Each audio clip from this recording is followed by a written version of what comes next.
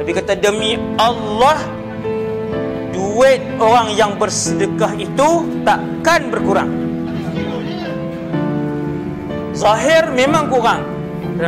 Dalam poket ada 15, kita keluarkan 10, memang tinggal 5. Tetapi yang Allah janji, dunia sebelum akhirat, aku nak ganti. Setiap sen tu saya sebut contoh. Setiap sen yang disedekahkan dengan ikhlas, Allah Ta'ala kata aku akan mula ganti dengan 10. Kalau RM1, Allah akan ganti dengan RM10. Paling rendah. Paling banyak ikut iman masing-masing. Ada orang dia bagi RM1, Allah balas 10. Ada orang dia bagi RM1, Allah balas 50.